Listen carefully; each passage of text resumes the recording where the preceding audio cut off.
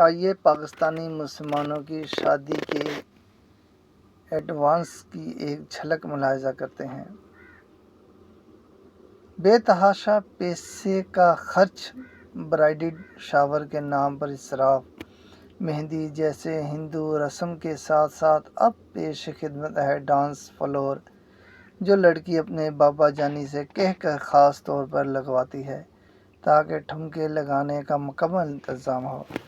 نکاح کے بعد دیوس دولہا کا اپنی بے حیا دلہن کے ماتھے پر پورے خاندان کے سامنے بوسہ دینا اور پھر گود میں اٹھانے بٹھانے اور اس جیسے کئی بیہودہ پوز کی باقاعدہ شروعات جیسے پورا خاندان حسب توفیق انجوائے کرتا ہے۔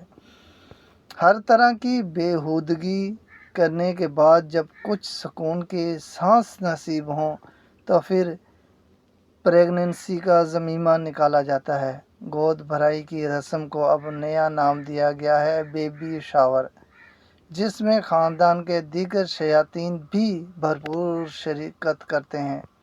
ان سب کے باوجود وہی جہیز کا رونا، لڑکی کے باپ کے کاندھے پہ شادی کے اخراجات ڈالنے والے گھناؤنے الزامات لگانے کا سلسلہ جاری و ساری ہے۔